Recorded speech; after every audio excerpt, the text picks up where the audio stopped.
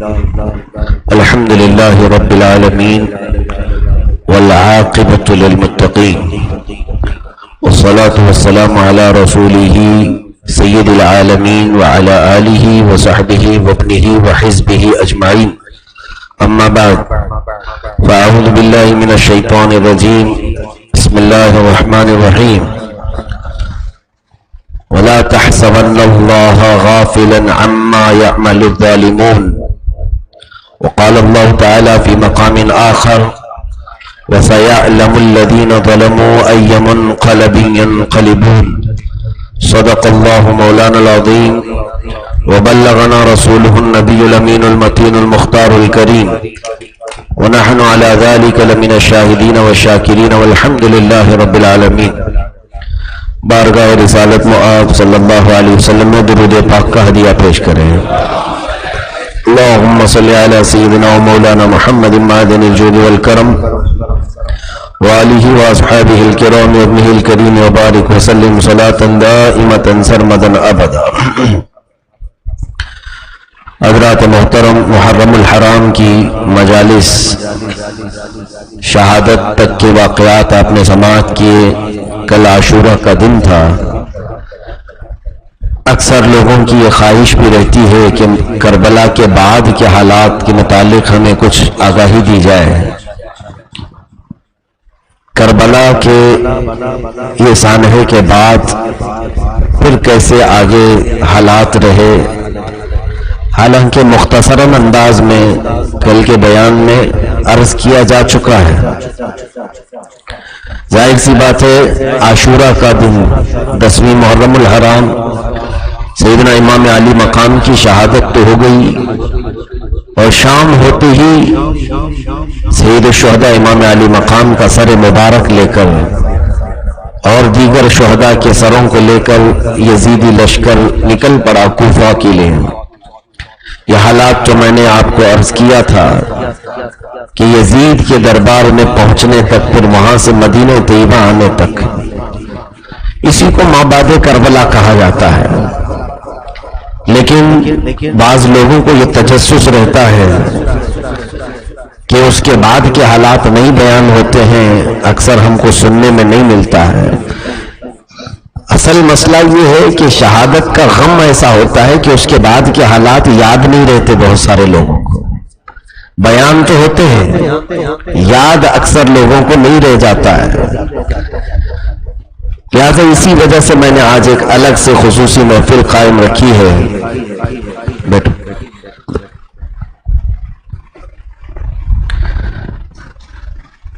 کہ خصوصیت کے ساتھ مابعد کربلا کے سلسلے میں کچھ معاملات عرض کیے جائیں. عزیزان گرامی، ایک بات یاد رکھیں کہ ظلم کی داستان زیادہ لمبی نہیں ہوتی، اور اللہ عز و جل نے قرآن میں فرمایا ہے وَسَيَعْلَمُ الَّذِينَ ظَلَمُوا أَيَّ مُنْقَلَبٍ يَنْقَلِبُونَ. ظالم ان قریب یہ جان لیں گے کہ کون سی پلٹی میں، کون سی کھائی میں انہیں گرایا جائے گا. وَلَا تَحْسَبَنَّ اللَّهَ غَافِلًا عَمَّا يَعْمَلُ الظَّالِمُونَ.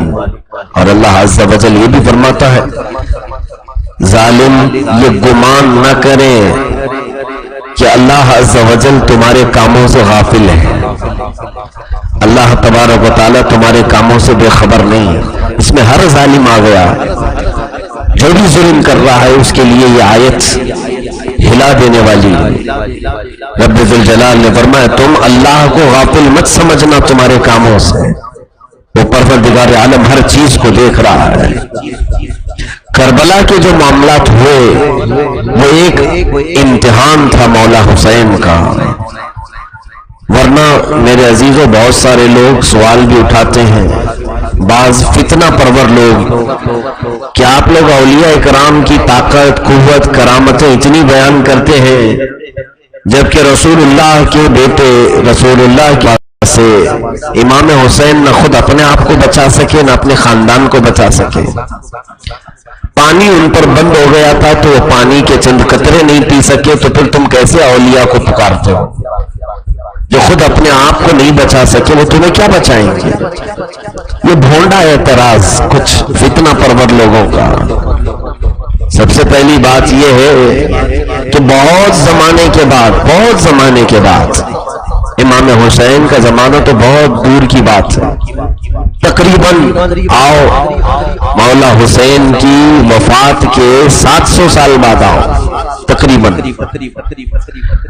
یا یوں سمجھ لو 600، تقریباً 600 سال کے بعد آؤ اجمیر معلیٰ کی دھرتی پر جاؤ، معین الدین حسن چشتی غریب النواز رضی اللہ تعالیٰ، گدڑی پہنے ہوئے ایک فقیر اجمیر معلیٰ میں، اس امام الہند سلطان الہند معین الدین چشتی نے یہ ثابت کر کے دکھایا جب اجمیر والوں نے بھی ان پہ پانی بند کیا تھا، غلام کو بھیجا، صرف جاؤ انا ساگر سے کہہ دینا اس کھٹوری میں آ جائے، واقعہ آپ کو معلوم ہے، غلام کو بھیجا، خود نہیں گئے تھے، یعنی پتہ یہ چلتا ہے کہ مرشد اگر غلام کو اجازت دے تو غلام کی زبان میں بھی اثر آتا ہے، غلام ہوتا ہے، اور جب وہ کھٹوری لے کر انا ساگر کے پاس صرف اتنا کہا میرے مرشد نے تجھے بلایا ہے، تاریخ کی سچائیاں بتاتی ہیں انا ساگر کا پانی پورا تو اس کھٹوری میں آیا ہی تھا، لیکن کیا پورے اجمیر میں ایک ہی انا ساگر تھا؟ پانی اور نہیں مل سکتا تھا، لوگوں کو کائے کی پریشانی تھی، ایک شہر میں ایک گاؤں میں بہت سارے پانی کے ذخیرے ہوتے ہیں، یہ اکثر بیان نہیں ہوتا، انا ساگر کھٹوری میں آ گیا، انا ساگر کھٹوری میں آ گیا، نہیں میرے عزیزو، تاریخ میں یہ لکھا ہے کہ پورے اجمیر معلیٰ کی زمین میں جہاں کہیں چشمہ بھی تھا وہ سب سوکھ چکا تھا، کسی کنویں میں کسی نالے میں پانی نہیں تھا، کیونکہ پانی کو جب بلایا گیا تو جتنا پانی تھا سب کھینچ کر کے آیا، یہ نہیں فرمایا کہ انا ساگر تو آ جا، بلکہ کہا پانی کو کہ پانی تجھے غریب نواز بلا رہا ہے، ایک کھٹوری میں پانی آنا دنیا نے دیکھا، اور اس تاریخ کو کوئی جھٹلا نہیں سکتا، اس تاریخ کو جھٹلا نہیں سکتا، اس لیے کہ یہ تاریخ ہندوؤں نے بھی لکھی ہے، سرکار غریب نواز رضی اللہ تعالیٰ عنہ کی اس کرامت کو، کیونکہ اجمیر میں جن لوگوں نے یہ معاملہ دیکھا وہ نان مسلم تو تھے، غیر مسلم لوگ تھے، انہوں نے بھی یہ چیز دیکھی، اور اس کے بعد منت سماجت کر کے 3 دن کے بعد سرکار غریب نواز رضی اللہ تعالیٰ عنہ نے اپنے غلام کو پھر وہ پیاسا دے کر کے بھیجا، جاؤ پلٹ کر کے آ جاؤ، پلٹ کر کے آئے تو پھر پورا انا ساگر ویسی لبالب بھر گیا، یہ 600 سال بعد آنے والا۔ اچھا ایک بات اور بھی یاد رکھیں، سلطان الہند غریب نواز رضی اللہ تعالیٰ عنہ سادات میں سے ہے، رسول کریم صلی اللہ علیہ وسلم کی آل میں سے ہے، حسنین کریمین کی اولاد میں سے ہے، تو اولاد میں سے 600 سال بعد آنے والا بچہ پورا انا ساگر ایک کھٹوری میں بھر سکتا ہے، تو دادا تو پوری دنیا کو بھر سکتا تھا، وہ پوری کائنات کے پانی کو جمع کر سکتا تھا، لیکن در حقیقت کربلا میں نہر فرات کو کھینچنا امام حسین کا کام نہیں تھا، وہ امتحان کی گھڑی تھی۔ چلو یہاں پر میں ان خبیث فتنہ پروروں کو یہ بات اگر کہہ دوں کہ اگر مولا حسین چاہتے تو وہ تو پورا پانی یہ فرات کا جمع کر لیتے، اپنے خیمے میں جمع کر لیتے، میاں اللہ نے ان کو خوب طاقت دی ہے، خوب قوت دی ہے، ان کے اشاروں پر کائنات کی بہت ساری تبدیلیاں ہو سکتی ہیں، جن کے ہاں سو جائیں تو فرشتے سایہ بن کر کے ان کی حفاظت کریں، جن کے گھر میں جبرائیل اجازت کے بغیر نہ آئے، ان کے لیے فرات کا پانی جمع کرنا کوئی بڑی بات نہیں تھی۔ لیکن سوال یہ اٹھتا ہے کہ اگر پھر قیامت تک کوئی دوسرا کربلا ہو گیا، دوبارہ امت مصطفیٰ کو ایسے یزید کا سامنا کرنا پڑ گیا، مثال کے طور پر نہ میری ماں فاطمہ ہے، نہ میرے باپ علی ہیں، میں اترا ہوں اور پھر یزیدی لشکر سامنے ہمارا خون پینے کے لیے کھڑا ہے، اب اگر ہم پر پانی بند ہو گیا، کھانا بند ہو گیا، تو میرے عزیزو حسین تو وہاں اگر چاہتے تو دریائے فرات جمع کر لیتے، بعد میں آنے والے کیا کرتے، قیامت تک آنے والے پھر کیا کرتے، سب کی تو طاقت نہیں کہ دریا جمع کر لیں۔ حسین اعظم نے غریبوں کا خیال کیا ہے کہ اگر قیامت تک ایسی کبھی نوبت آئے تو حسین کو یاد کر لینا تمہیں پیاس میں بھی صبر ہو جائے گا. کیونکہ رسول کریم صلی اللہ تعالی علیہ وسلم، خود میرے آقا صلی اللہ تعالی علیہ وسلم نے بھی جو صبر فرمایا اور جو بھوک کو آپ نے ملاحظہ فرمایا زندگی بھر، اس کی وجہ بھی یہی. ماں عائشہ صدیقہ فرماتی ہیں کہ خود رسول کریم صلی اللہ تعالی علیہ وسلم نے فرمایا یا عائشہ لو شئت لذهبت معي الجبال ذهبا وفضة لسعت معي الجبال. حضور صلی اللہ علیہ وسلم فرماتے ہیں اے عائشہ اگر میں چاہوں تو میرے ساتھ سونے اور چاندی کے پہاڑ چلا کریں، لیکن کیا میرے آقا صلی اللہ علیہ وسلم سونے اور چاندی کے محلات میں رہے؟ کیا ان کی عالی شان چاندی اور ہیروں کی کرسیاں جمی رہی؟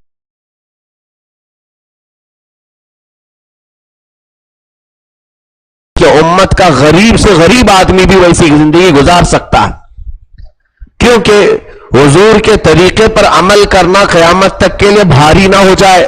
اگر مثال کے طور پر میرے آقا سونے کی کرسی پر بیٹھ جاتے، سونے کی کرسی پر بیٹھ جاتے تو یہ تو سنت ہو جاتی، اور اس سنت پر عمل کرنے کے لیے ہم کو کیا کرنا پڑتا؟ سونے کی کرسی کہاں سے خریدتے؟ تو ایک سنت تو ہم سے چھوٹ جاتی.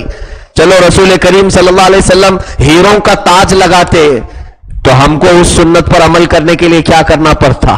اسی لیے میرے آقا نے چھوٹے سے کپڑے کا امامہ پہنا جو آج ہر کوئی اس سنت پہ عمل کر سکتا ہے، ہر کوئی عمل کر سکتا ہے. غریبوں کا خیال کیا ہے ان آقاؤں نے.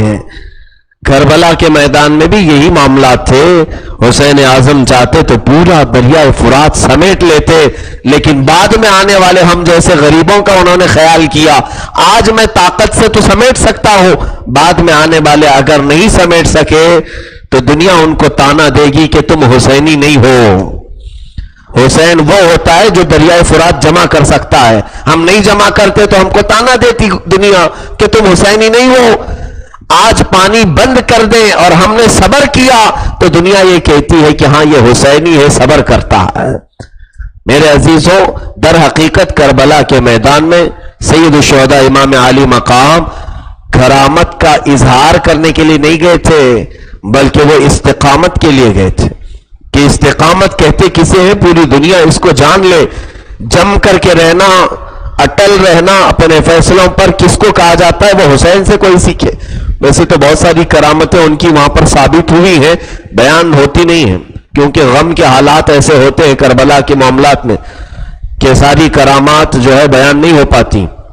خود ایک شخص سید الشہداء امام علی مقام کے پاس آیا تھا، اس نے کچھ غلیظ الفاظ کہے اور خیمے کی طرف دیکھ کر کے اس نے پانی کو طنز کیا، پانی کے متعلق طنز کیا کہ آج ایسی حالت ہے تمہاری کہ تمہیں پانی کا قطرہ نہیں ملتا تمہارے گناہوں کی وجہ سے. معاذ اللہ رب العالمین. امام حسین اعظم رضی اللہ تعالیٰ عنہ نے صرف اتنا پر عرض کیا کہ مولا تو بتا دے کہ میں گناہوں کی وجہ سے پیاسا ہوں کہ وہ گناہوں کی وجہ سے. اسی اثنا میں اس کا گھوڑا میدان کربلا میں بل کھا کر کے گرا اور گھوڑے کی رسی جو ہے اس کے گلے میں پڑ گئی. گھوڑے کی رسی اس کے گلے میں پڑ گئی اور وہ گھوڑا اس کو لے کر کے دوڑتا رہا یہاں تک کہ پورا میدان اس کو اتنا کھینچا گھوڑے نے اس کی چمڑیاں چھل گئی. اور اس کے بعد قریب لے جا کر کے جہاں یزیدی خیمے کے اطراف آگ جلا کر کے وہ لوگ گرمی حاصل کر رہے تھے رات کے موقع پر، تو گھوڑا اسے لے جا کر کے اس آگ کے خندق میں گرا دیا. پورا جسم جلا. وہ بار بار پکارتا تھا الاتش الاتش، پانی پانی پانی. لوگ جہاں تک کہ دریائے فرات کا پانی لاتے تب تک وہ مر چکا تھا. یہ مولا حسین کی کرامتیں ایک نہیں بہت ساری ہیں یہاں پر. لیکن بہرحال امت کو استقامت کا درس دینا آپ کا کام تھا. اور پھر میں یہ اکثر کہا کرتا ہوں، جب کوئی ایگزام میں بیٹھا ہوتا ہے ایگزام میں تو استاد چونکہ بچے پر بہت رحم دل ہوتا ہے پھر بھی وہاں ایگزام میں بتا کر کے نہیں دیتا، کچھ بتاتا ہے. ایسا ہوتا ہے کہ ہم امتحان میں بیٹھے ہیں، پوری کتاب کا امتحان دے رہے ہیں، صرف 3 گھنٹے استاد دشمن بن جاتا ہے. ہوتا ہے ایسے یہاں پر دشمن، ہم کو لگتا ہے وہ دشمن ہوتا نہیں، بلکہ اگر آپ پوچھیں گے کہ یہ کوشچن اس کا جواب دے دیں، استاد کو سب معلوم ہے لیکن وہ اس وقت نہیں بتاتا، کہتا بیٹا یہ ابھی بتانے کا وقت نہیں، ابھی تو تیرے ایگزام کا وقت ہے۔ اچھا چلیے، اگر کوئی استاد امتحان گاہ میں آ کر کے سارے کوشچن کے جواب بتا دیتا ہے تو کیا وہ لیگلی صحیح کام کر رہا ہے؟ اس کو کیا کہیں گے؟ وہ چیٹنگ کروا رہا ہے۔ حالانکہ استاد جو پڑھانے کا کام کرتا ہے وہ بھی اگر جواب بتا کر کے دیا تو کیا کہتے ہیں؟ نہیں، امتحان میں تو یہ نہیں ہو سکتا، بلا تشبیہ و بلا تمثیل۔ یہ دنیا کے امتحان میں جب ہمارا استاد نہیں بتاتا، کیوں؟ تم امتحان میں بیٹھے ہو۔ تو جو لوگ یہ تانا مارتے ہیں کہ حسین کو اللہ کیوں نہیں مدد بھیج رہا تھا، رب ذوالجلال مدد کرنے پر پوری طرح قادر ہے، لیکن کربلا کے میدان میں حسین امتحان کے لیے اترے تھے، وہ ثابت قدمی کے لیے اترے تھے۔ یہ سوال تو تم ابراہیم علیہ السلام کے بارے میں بھی کر سکتے ہو، یونس علیہ السلام کے بارے میں، موسیٰ علیہ السلام، سارے نبی۔ حضرت زکریا علیہ السلام کو تو یہودیوں نے کاٹ دیا آرے سے، سر سے لے کر نیچے تک۔ تم یہ کہتے ہو کہ حسین کی کیوں نہیں مدد کیا، ہم پوچھتے ہیں نبی کی کیوں نہیں مدد کیا؟ میرے عزیزو، اللہ کے بہت سارے کام حکمت سے خالی نہیں ہوتے۔ پوری امت کے لیے، پوری انسانیت کے لیے کچھ چیزیں عبرت ہوتی ہیں، درس ہوتی ہیں، اور آگے زندگی گزارنے کے طریقے ان واقعات میں بتائے جاتے ہیں۔ کربلا کے واقعات میں ہماری زندگی کا سبق ہے، مصیبتوں میں صبر کرنا اور ظالموں کے خلاف حق بات کہنا، شریعت مصطفیٰ کا نفاذ ہر مصیبت کے وقت کرنا، یہ سب درس ہیں جو کربلا سے ملتے ہیں۔ بہرحال بات یہ چلی تھی کہ کربلا کے بعد جو حالات ہوئے، زیادہ دن تک ظالموں کی آواز چلتی نہیں، ظلم زیادہ دیر تک دنیا میں پنپتا نہیں۔ ہوا یہ کہ سر امام کو لے کر یہ لوگ کوفہ پہنچے۔ کوفہ میں ابن زیاد نے بدتمیزی کی سر امام حسین کے ساتھ، اور اس وقت وہاں موجود ایک صحابی تھے حضرت زید بن ارقم رضی اللہ تعالیٰ، انہوں نے اٹھ کر کے کہا ابن زیاد، تو امام حسین کے سر مبارک کے ساتھ جو کر رہا ہے باز آ جا، اس لیے کہ میں نے اس سر مبارک کو اکثر میرے آقا کو چومتے ہوئے دیکھا ہے۔ اس صحابی نے بہت برا بھلا اس کو کہا اور وہ مسجد سے چلے گئے۔ اسی طرح یہ سر مبارک دماغ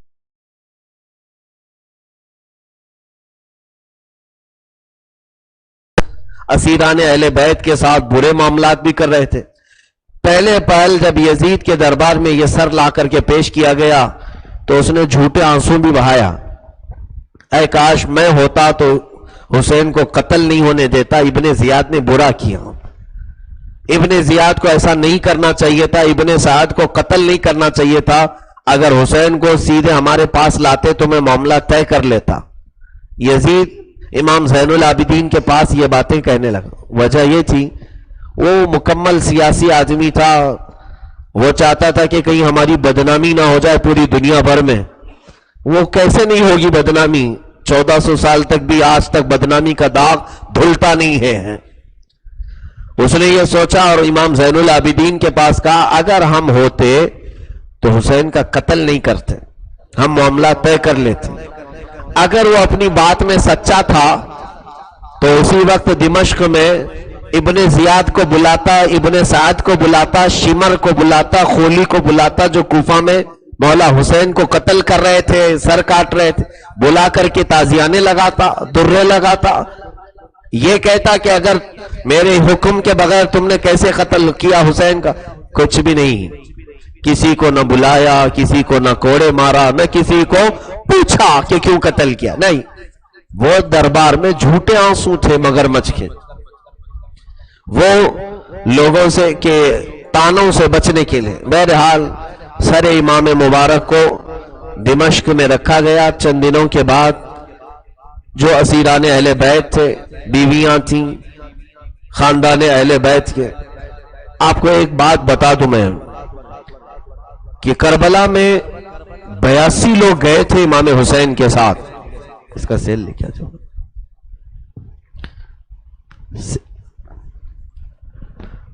اس میں سے تقریباً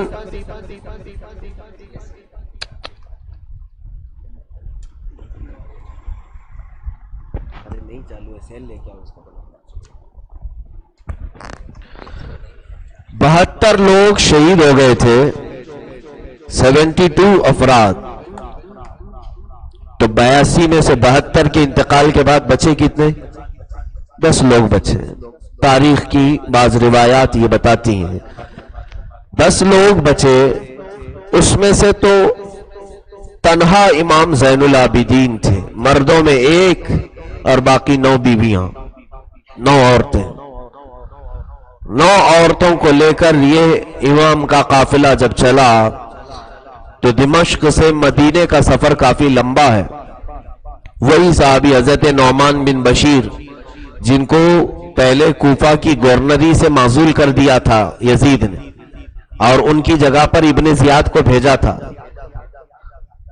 اس صحابی نعمان بن بشیر کو بلا کر ایک حفاظتی دستے کے ساتھ 30 لوگوں کے ساتھ مدینے بھیجا گیا۔ روایات تو اکثر یہ بتاتی ہیں کہ سر امام مبارک کو لے کر وہ مدینے آئے، باقی سروں کو دفن کیا گیا وہاں پر یا رکھا گیا، لیکن سر مبارک کو لے کر وہ مدینہ طیبہ آئے۔ مدینہ طیبہ میں جس وقت یہ پہنچے کافی عرصہ ہو چکا تھا، اس وقت رسول کریم صلی اللہ تعالی علیہ وسلم کی ازواج مطہرات میں سے حضرت ام سلمہ رضی اللہ تعالیٰ عنہ تھیں۔ حضرت بی بی ام سلمہ رضی اللہ تعالیٰ عنہ یہ وہ زوجہ محترمہ حضور کی کہ ایک بار رسول کریم صلی اللہ تعالی علیہ وسلم غمگین ان کے گھر میں داخل ہوئے، غم کے عالم۔ حضرت بی بی سلمہ نے پوچھا تھا کہ آقا غم کی وجہ کیا ہے؟ آج چہرے پر غم کے تاثرات ہیں، اثرات ہیں۔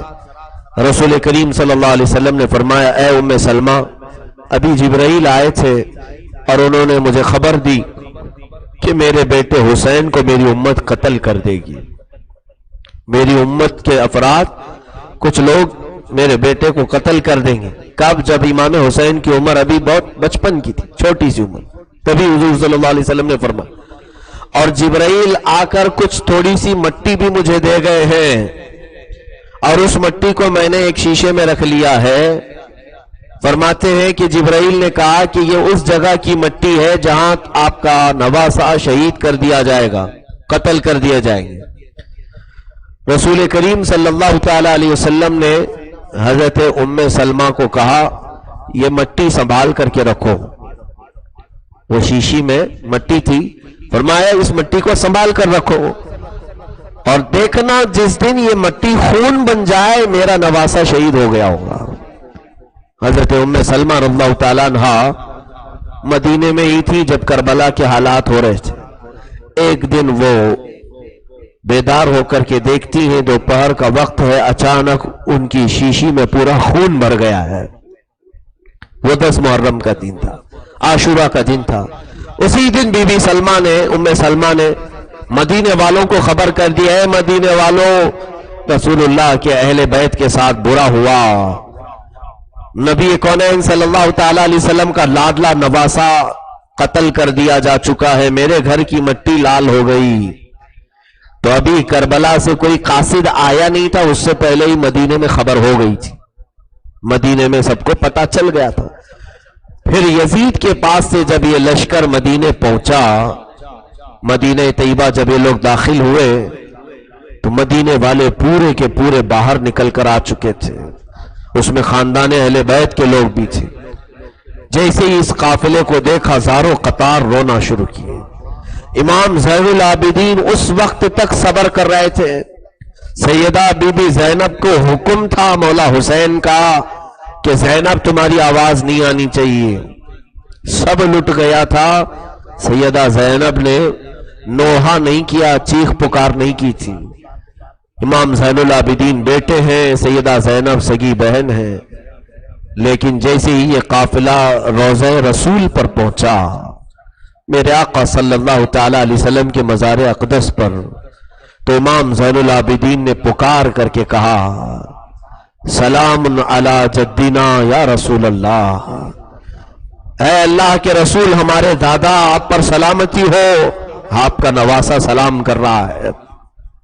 اور پھر بیان کرنے لگے یا رسول اللہ آپ کا راکب دوش، آپ کے کندھوں پر سوار ہونے والا آپ کا عزیز لاڈلا نواسا ظالموں کے ہاتھ قتل کیا گیا۔ سیدہ بی بی زینب یہ کہتی تھی، زین العابدین نانا سے یہ کیوں نہیں کہتے بغیر پانی پلائے ذبح کیا؟ یہ داستان غم پورے مدینے والوں کو رولاتی رہی، دنوں رات مدینے والے روتے رہے۔ اس کے بعد بعض روایات یہ بتاتی ہیں کہ سیدنا امام حسین کا سر مبارک خاتون جنت کے پہلو میں دفن ہوا، ایک روایت یہ ہے۔ باقی بہت ساری روایات یہ بتاتی ہیں کہ اسقلان ایک شہر ہے ملک شام، وہاں پر ایک تہ خانے میں یہ سر رکھے گئے تھے۔ امام حسین کا سر دفن نہیں ہوا تھا، تہ خانے میں یہ سر رکھے گئے تھے۔ اور یہ تاریخ میں بتا رہا ہوں آپ کو، مصر کے علماء نے یہ تاریخ لکھی ہے، 400 سال تک وہیں پر تھا۔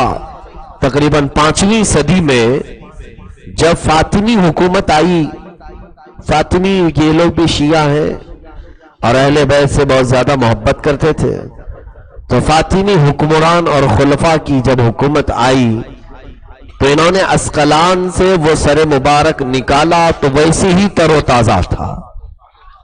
400 سال کے بعد اس سر مبارک کو نکالا تو اب بھی سرکار سید الشہداء کے بالوں میں دھول لگی ہوئی تھی، وہی کربلا کی، اور جب انہوں نے دھول ہٹائی تو خون بھی ابھی تک گیلا تھا، خون بھی ابھی چپچپا جس کو کہتے ہیں گیلا تھا۔ یہ ہم ہیں کہ ہمارا خون 1 منٹ میں سوکھ جائے، وہ سید الشہداء کا خون ہے جو قیامت تک نہیں سوکھے گا۔ اسی لیے تو اسی خون سے اسلام کو آبیاری دی ہے، اگر وہ خون سوکھنے والا ہوتا تو اسلام بھی سوکھ گیا ہوتا، سوکھنے والا خون تو ان کے رگوں میں تھا نہیں۔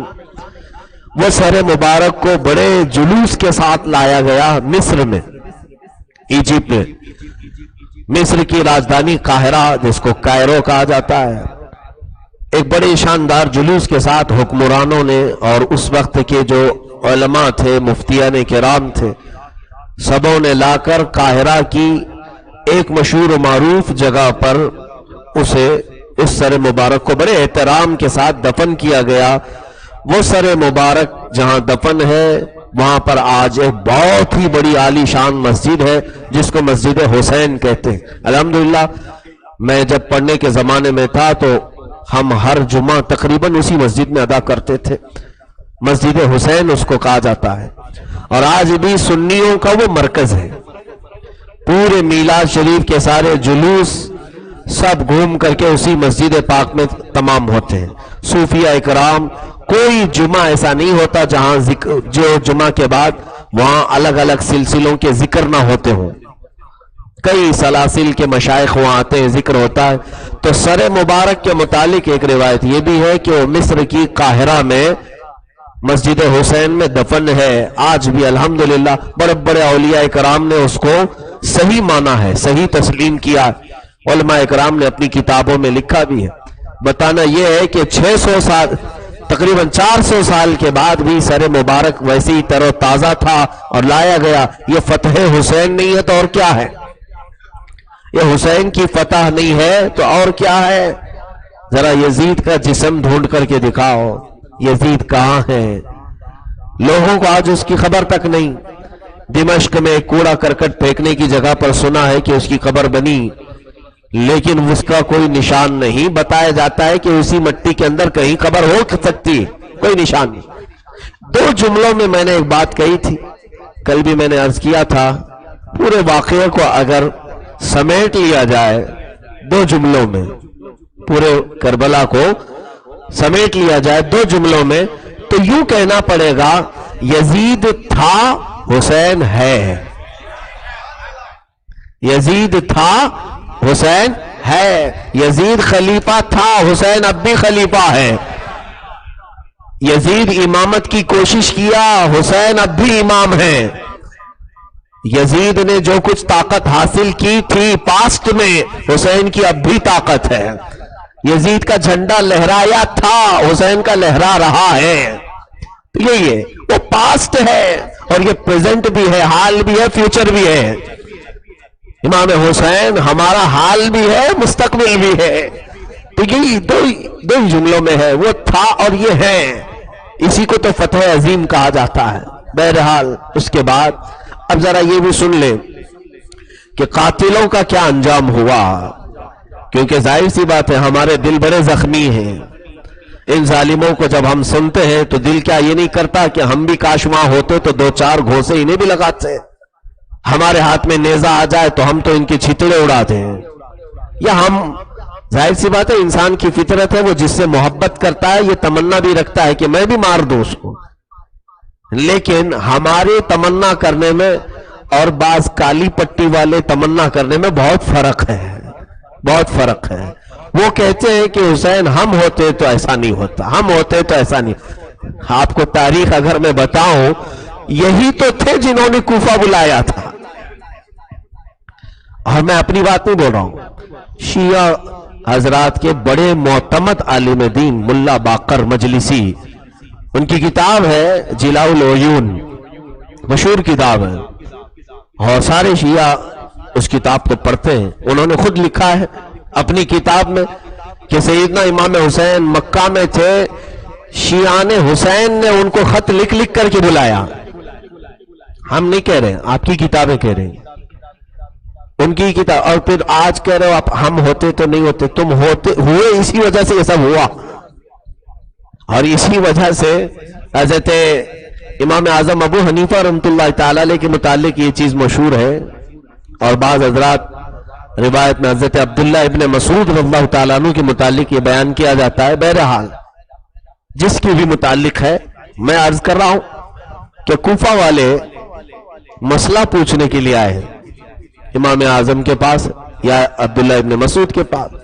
کہا کہ حضور اگر آستین پر یا کپڑے پر کبھی مچھر بیٹھا اور زور سے ہم نے مار دیا، خون اس کا اچھل گیا، آستین پر خون اچھل گیا، تو اس خون کے ساتھ نماز ہوگی کہ نہیں؟ امام نے کہا کہ ان کو 2 کوڑے لگاؤ، رسول کے شہزادے کا پورا خون بہایا اور مچھر کے خون کا مسئلہ پوچھنے آئے. پورا خون تو رسول اللہ کے گھر والوں کا بہایا، مسئلہ نہیں سمجھ میں آیا. آج مچھر کے خون سے نماز ہوتی ہے کہ نہیں ہوتی پوچھنے آئے ہو.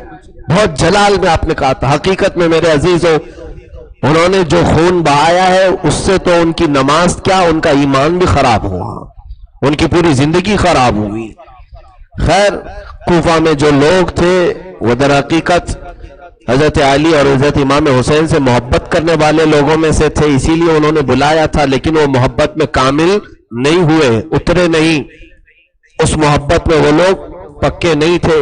بہرحال سیدنا امام حسین رضی اللہ تعالیٰ عنہ کے ساتھ جو بھی معاملات ہوئے، دغا، غدر، دھوکہ، یہ ساری چیزیں ہم سب کے لیے بھی درس ہے. ہوا یہ کہ بعد میں اللہ عز و جل نے، اس کی مصلحتیں بھی الگ ہیں، رب تبارک و تعالیٰ کیا چاہتا ہے. ایک شخص ایسا ظاہر ہوا مکہ میں، کوفہ میں ایک شخص ظاہر ہوا جو مختار بن عبید ثقفی نام سے کوفہ کا تھا. وہ ظاہر ہوا اور اس نے اپنے حمایتی لوگوں کو اٹھایا اور پھر لوگوں سے کہا کہ لوگوں دیکھو، حسین قتل کر دیے گئے ہیں، کوفہ پر ایک بدنما داغ ہے، اور وہ داغ تو اب بھی نہیں جاتا. کوفہ پر ایک بدنما داغ ہے، ہم بدلہ لے کر کے رہیں گے. دھیرے دھیرے اللہ عز و جل نے اس کو غلبہ بھی عطا کیا. وہ مختار بن عبید ثقفی جو ہے وہ بڑھتا گیا، اس کے اطراف لوگ جمع ہوتے گئے، اور پھر ایک وقت ایسا آیا کہ وہ امیر کوفہ بن گیا. اب اس نے اپنی فوج بنائی، اپنے بہت سارے لوگوں کو تربیت دے کر کے جنگ کے لیے تیار کیا. سید الشہداء امام حسین رضی اللہ تعالیٰ عنہ کے انتقال کے بعد یہ 1 سال گزرا ہوگا، 1 سال 2 سال، تقریباً 3 سال 7 مہینے ہوئے تھے جب یزید کی موت ہو گئی. یزید صرف 3 سال 7 مہینے حکومت کیا ہے، اور کیا کیا کر دیا اتنے چھوٹے سے عرصے میں. اس کی موت کے وقت تاریخ میں یہ بھی لکھا ہے کہ اس کے سرانے کے پاس مٹکا بھر کر کے شراب رکھی ہوئی تھی اور گانے والی گا رہی تھی، کبھی کھڑی ہوتی کبھی بیٹھتی، وہ مر چکا تھا۔ اس شخص کی موت اس حالت میں ہوئی، اس حالت میں کہ شراب کا مٹکا سرانے کے پاس تھا اور گانے والی اس کے بستر کے پاس گا گا کر کے اس کو سہلاتی تھی یا بہلاتی تھی۔ تو یہ تمام حالات تو یزید کے تھے، لیکن ابھی تھوڑی سی بات اور بھی میں بتا دوں، یزید کی سختیاں اور کیا کیا ہیں۔ انہوں نے بدتمیزیاں اتنی نہیں کہ امام حسین کے ساتھ اتنا ہی نہیں، اور بھی ان کے معاملات ہیں، کالے کرتوت۔ مدینے پر چڑھائی کرنے کے لیے اس نے پھر فوج بھیجی تھی مسلم بن عقبہ کے ہاتھ، کئی ہزار کا لشکر آیا، مدینے پر بھی حملہ کی۔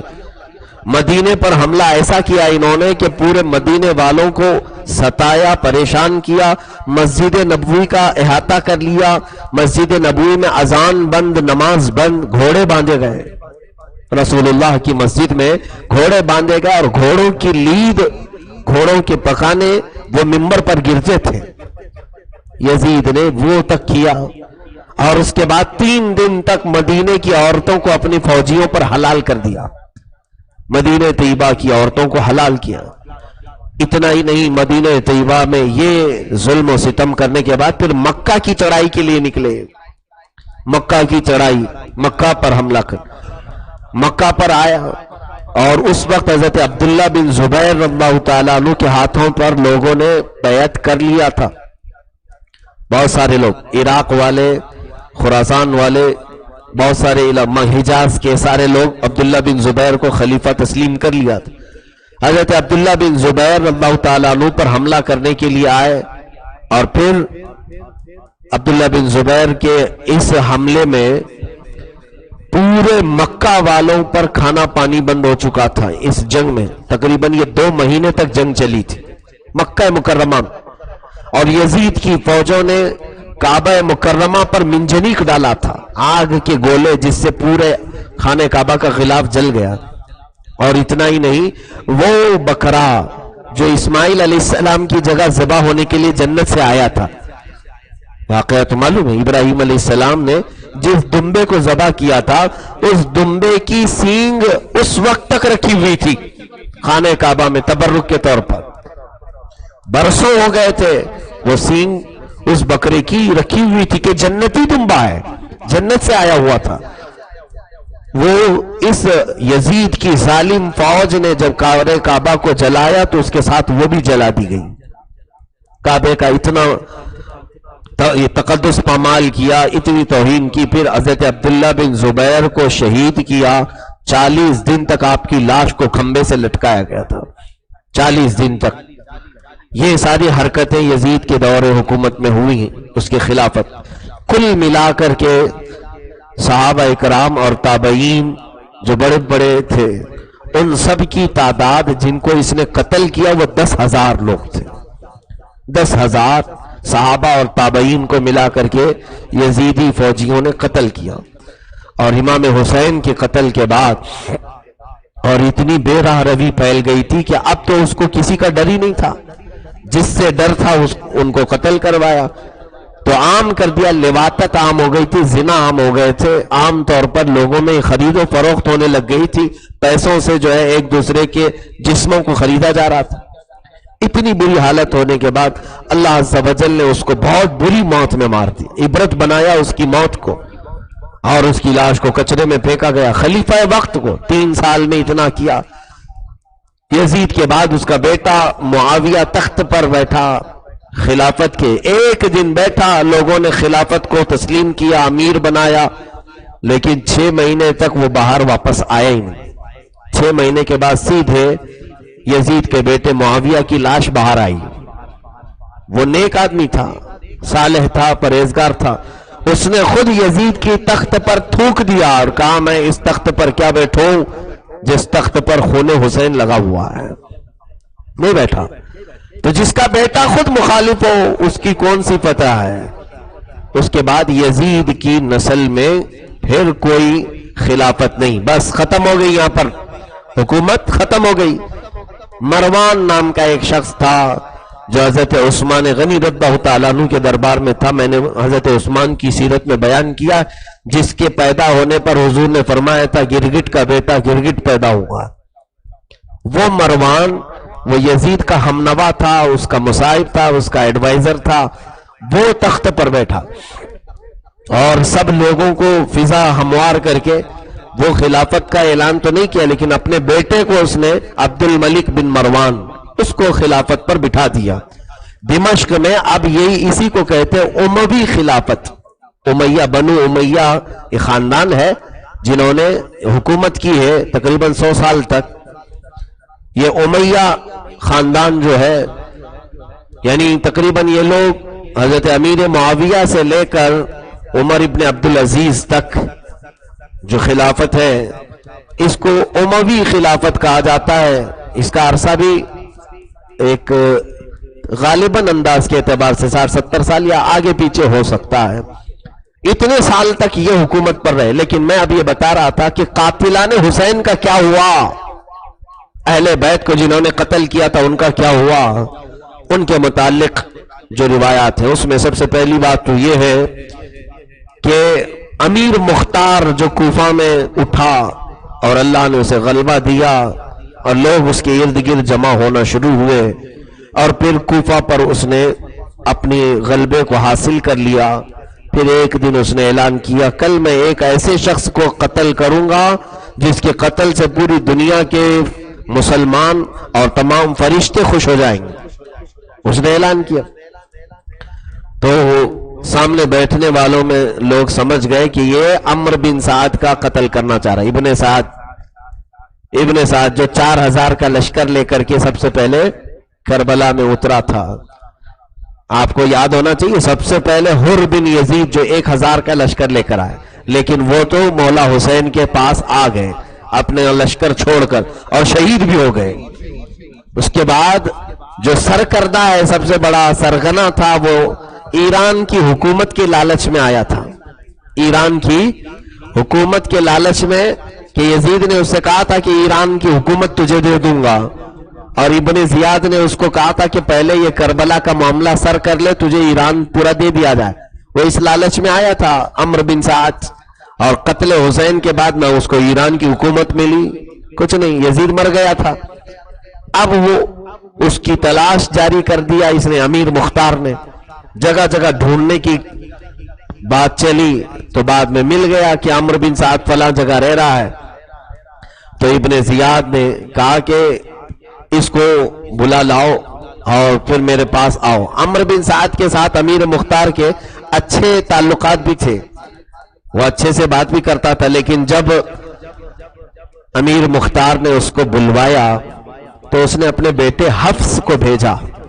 حفص نام کا اس کا بیٹا تھا ابن سعد کا. کہا کہ جاؤ پوچھ کر کے آؤ امیر مختار مجھے کیوں بلا رہا ہے. امیر مختار نے پوچھا کہ تمہارا باپ کہاں ہے، تمہارا باپ کہاں ہے. کہا کہ وہ گوشہ نشین ہے، اللہ اللہ کر رہے ہیں، تسبیح پڑھ رہے ہیں. وہ زیادہ اب لوگوں سے ملتے نہیں، باہر نہیں آتے ہیں، عبادت میں مصروف ہیں. ہاں یہ اس طرح کے خون پی کر کے لوگ گوشہ نشین ہونے کی کوشش کرتے. امیر مختار نے کہا اچھا گوشہ نشین ہو گیا، کاش یہ گوشہ نشینی کربلا کے دن عاشورہ کے دن کر لیتا تو اس کے فائدے میں ہوتی. آج وہ گوشہ نشین ہو گیا ہے. پھر اپنے 2 فوجیوں کو بھیجا کہ جاؤ عمرو بن سعد کے گھر اور اسے یا تو زندہ لاؤ یا مردہ لاؤ. اس کے فوجی گئے اور اس کے گھر جا کر کے اس کی بیوی کو پوچھا کہاں ہے. کہا ہے کہ ایک چلہ بنا ہے اس میں اللہ اللہ کر رہا ہے. کہا اس کے فوجیوں نے کہا کہ اس سے کہو کہ اب اس کا اللہ اللہ کہنا اسے کوئی فائدہ نہیں دے گا، کہ اس لیے کہ جو واسطہ تھا اللہ تک پہنچنے کا اسی واسطے کو یہ کاٹا ہوا ہے، اس واسطے کو کاٹا ہوا. میاں جو آدمی سیڑھی پہلے سے نکالا ہوا ہے وہ چھت پہ کہاں سے چڑھے گا. اور عمرو بن سعد کو یہ اندر داخل ہو کر فوجیوں نے اس کا سر کاٹ لیا اور اپنی جھولی میں چھپا لیا. لے کر کے آئے امیر مختار کے پاس وہ سر رکھا اور کہا کہ امیر ہم عمرو بن سعد کا سر لے کر کے آئے ہیں. اس کا بیٹا وہاں کھڑا تھا. مختار نے پوچھا کہ جانتا ہے کس کا سر ہے. حفص نے کہا یہ تو میرے باپ کا سر ہے، اب ان کے بعد جینے کا کوئی مزہ ہی نہیں ہے، یہ میرے باپ کا سر ہے. تو امیر مختار نے کہا بالکل تو صحیح کہہ رہا ہے، ان کے بعد جینے میں کوئی مزہ نہیں، تلوار اٹھائے اس کی بھی گردن مارا، جب مزہ نہیں ہے تو کائے کے لیے جیے گا۔ اس طرح سے عمرو بن سعد دردناک موت مارا گیا۔ کہاں گئی وہ ایران کی حکومت؟ کہاں گئی؟ کتے نوچ نوچ کر کے پھینکتے تھے لیکن کوئی کتا کھاتا نہیں تھا، کوئی کتا گوشت کھاتا نہیں تھا، کھینچ کھینچ کر کے پورے جسم کی چمڑیاں نکالتے تھے۔ ظاہر سی بات ہے میرے مولا نے قرآن میں سچ فرمایا، ظالموں اللہ کو غافل مت سمجھنا اپنے کاموں سے، اور اللہ کے گھر جب یہ انتقام آتا ہے تو بہت سخت ترین انتقام ہوتا ہے۔ واللہ ان اللہ عزیز ذو انتقام، بے شک اللہ غالب آنے والا، انتقام لینے والا ہے۔ شمر نام کا یہ جو شمر ذل جوشن یہ بھاگ گیا، کوفہ چھوڑ کر بھاگ گیا، اور یہ ادھر ادھر کی ٹھوکریں کھاتے رہا۔ اب اس نے مختار نے تلاشی مہم جاری رکھوائی، اس نے اعلان کر دیا تھا جو بھی کربلا میں گئے تھے ان کو جو پکڑ کر کے لائے گا میری طرف سے انعام ہوگا۔ انعام کے چکر میں کوفہ والے ان کو پکڑ پکڑ کے لا رہے تھے جو جو کربلا میں گئے ہوئے تھے۔ شمر کو ڈھونڈنے کی کوشش کی گئی، یہ بھاگ گیا تھا۔ اس ظالم نے بھاگ کر کے ایک گاؤں میں پناہ لی، لیکن دیکھیں ظلم جس کے اندر ہوتا ہے وہ کہیں پر بھی رہے ظلم کرتا ہی رہتا ہے۔ ایک کسان کو پکڑا، اس نے کھیتی باڑی کر رہا تھا، اس کو بہت مارا، کوڑے سے مار مار کر کے کہا کہ مجھے پناہ دے دے۔ ایک ہوتا ہے خود مجبور ہے پناہ مانگ لے، لیکن شیطان تو اسی حالت میں پناہ مانگ رہا ہے۔ اس کسان کو خوب مارا اور کہا کہ مجھے پناہ دے، اور ایک خط لکھ کر کے دمشق بھجوایا، کیونکہ وہاں امیہ کی خلافت تھی کہ یہ جاؤ ادھر پہنچا دینا، میں بڑی مصیبت میں ہوں، مختار مجھے قتل کر دے گا۔ وہ کسان بیچارہ خط لے کر کے نکلا، خط لے کر کے نکلا تو وہ کسان کہاں دمشق کہاں جاتا، وہ مختار کے ہی خیمے میں آیا، کہا کہ آپ امیر کوفہ ہیں، آپ سے ایک آدمی حفاظت کی گزارش کر رہا ہے اور میرے پاس آیا ہے اور میں نے پناہ دی ہے، اور اس نے کہا ہے کہ چٹھی گورنر تک پہنچا دوں، آپ کو پہنچانے کے لیے آیا ہوں۔ تو مختار نے دیکھا اور کہا بالکل صحیح جگہ پہنچایا، اس کو پوری طرح سے ہم حفاظت دے دیں گے، تیرا بھی ٹینشن ختم ہو جائے گا۔ فوج کو بھیجا، شمر کہاں ہے پتہ چلانے کے لیے۔ یہ ایسا شخص تھا شمر ذل جوشن، اس کے پورے جسم میں کوڑ کے داغ تھے، سفید داغ تھے، اور یہ چادر اوڑھ کے سوتا بھی تھا تو اس کے سفید داغ باہر دکھتے تھے، لوگ نفرت بھی کرتے تھے۔ ایسے ہی لوگ تو امام حسین کے قتل میں آگے آئے تھے، یہی کم کیا تھا کہ اس کو بڑی بیماریوں میں مبتلا رکھا گیا تھا۔ جب رات کے وقت گھوڑے وہاں پر پہنچے تو یہ شمر ذل جوشن کے ساتھ ایک اور شخص تھا، وہ کہتا ہے کہ مجھے ڈر سا لگنے لگا، تو اس نے کہا کہ ڈرو مت، ادھر آس پاس جنگلوں میں ریچھ بہت ہے، ان کے چلنے پھرنے کی آواز ہے۔ تو اس کا ساتھی کہتا ہے کہ نہیں مجھے کچھ اور خوف لگ رہا ہے۔ تو اس نے کہا تجھے اگر خوف ہے تو لگتا ہے ایسا کہ تجھے مختار کا بہت ڈر آ گیا ہے، مختار کچھ نہیں ہے، یہ کہہ کر کے اس کو کہا اور خود چادر اوڑھ کر کے سو گیا۔ اور اس کا جو ساتھی تھا وہ کہتا ہے میں وہاں سے نکل گیا کیونکہ مجھے گھوڑوں کے ٹاپوں کی جو آواز آئی اندازہ ہو گیا کہ مختار کی فوج آ رہی ہوگی۔ کہتا ہے میں نکل گیا اور یہ اسی گمان میں تھا کہ آگے پیچھے والے ریچھ ہوں گے، اور اس کے لیے تو بہت خطرناک ریچھ آ گئے۔ وہ جب مختار کی فوج وہاں پہنچی، یہ چادر تانے ہوئے سویا تھا، اسی چادر کے اوپر سے اس کو نیزے مارنا شروع کیا گیا۔ اتنے نیزے مارے گئے کہ وہ زمین میں گڑ گیا، اٹھنے کی طاقت نہیں تھی، اور اس کا بھی سر تن سے جدا کیا۔ اور حتیٰ کہ بعض ایسے قاتل ہیں، مختار سقفی نے بدلے اور انتقام میں اس قدر مبالغہ کیا کہ کچھ لوگوں کے بارے میں خبر ہوئی کہ وہ پہلے ہی ڈر کے مرے ہوئے ہیں، ایک آدھ مر گئے تھے اور لوگوں نے ان کو نماز جنازہ وغیرہ سب پڑھا کر کے دفن کر دیا تھا۔ تو یہ اپنی فوج کو لے کر گیا اور کہا کس سے پوچھ کر کے دفن کیا اس کو، مرا تھا نیچرل موت۔ اس نے قبر کھودنے کی حکم دیا اور قبر کھدوایا گیا، اور ان کو کہا کہ یہ بغیر دنیا کی سزا لیے تو نہیں جائیں گے، ان کو پہلے دنیاوی سزا دی جائے، بعد میں اللہ کی طرف سے جو ہے وہ بعد میں دیا جائے۔ قبروں کو کھود کر کے یہ امیر مختار نے ان لوگوں کو سزا دی، بعض کو تو کوڑے مارے. بہرحال یہ انتقامی آگ تھی، انتقام بدلا تھا. پھر اس کے بعد ایک شخص تھا عبداللہ بن دیاس، اس کو امیر مختار نے پورا قتل نہیں کیا، اس نے محمد بن عمار بن یاسر کو قتل کیا تھا، مارا تھا. تو اس کو امیر مختار نے صرف ہاتھ پیر اور سب چیزیں کاٹ کر کے چھوڑ دیا تڑپتے ہوئے، صرف اس کا دھڑ تھا اور باقی کچھ بھی نہیں تھا، اس کو اسی طرح چھوڑ دیا گیا اور لوگوں کو کہا کہ کوئی اس کی نحوست کے قریب نہ جائے. وہ اسی حالت میں تڑپتا تڑپتا مرا تھا. اسی طرح سے ایک شخص تھا حکیم بن طفیل تائی، یہ وہ تھا جو حضرت عباس علمبردار کے بازو کاٹا تھا اور حضرت عباس کا پورا اسلحہ یہ لے لیا تھا. اس کو جب خبر ہوئی کہ امیر مختار ہر ایک کو چن چن کے مار رہا ہے تو اس نے ایک صحابی حضرت عدی بن حاتم کو اپنا سفارشی بنایا. وہ بہت جلیل القدر بزرگ تھے اور ان کو اس نے سفارشی بنایا. مختار ان کی ہر بات سنتا تھا. حضرت عدی بن حاتم گئے مختار کے پاس، کہا کہ حکیم جو ہے یہ مجھے سفارشی بنایا ہے. تو مختار نے کہا کہ حضور کیا آپ قاتلان حسین کی بھی سفارش کرنے لگ گئے؟ آپ صحابی ہیں. تو انہوں نے کہا نہیں، مجھے یہ خبر ملی ہے کہ اس پر جھوٹا الزام ہے، اس پر جھوٹا الزام. وہ صحابی رسول کو غلط خبر دے کر کے اس نے ایسا بتایا ہوگا. بہرحال امیر مختار کی فوج نے حکیم کو گرفتار کر لیا. ابھی یہ بات چیت ان کی وہاں چل رہی تھی. حضرت عدی بن حاتم سفارش کے لیے گئے ہوئے گورنر ہاؤس میں. کوئی قاصد آ کر کے فوجیوں کو بتا دیا کہ حضرت عدی بن حاتم نے اس کی سفارش کی اور مختار نے مان لیا. کہا کہ حضور آپ نے سفارش کی، میں اس کو چھوڑ دوں گا. حکیم کو جو عباس علمبردار کے بازو کاٹا تھا اس کے اوپر الزام ہے. بہرحال آپ کہہ رہے ہیں کہ جھوٹا الزام ہے، میں چھوڑ دوں گا آپ کی سفارش پر. تو ایک قاصد گیا اور فوجیوں کو کہا، جو حکیم کو گرفتار کر کے لا رہے تھے، فوجیوں سے کہا کہ یہ چالاک آدمی بچ کر نکل جائے گا. اس نے صحابی رسول کو اپنا سفارشی بنایا، انہوں نے سفارش کی اور امیر مختار مان بھی لیا ہے. تو فوجیوں نے کہا جو گرفتار کر کے لے جا رہے تھے، اب تک تو ہمیں امیر مختار نے اس کو گرفتار کرنے کا حکم دیا تھا، ہم امیر کے حکم کے پابند ہیں، زندہ لاؤ یا مردہ لاؤ، ہم کو امیر مختار نے حکم دیا اور ہم امیر کے پابند ہیں.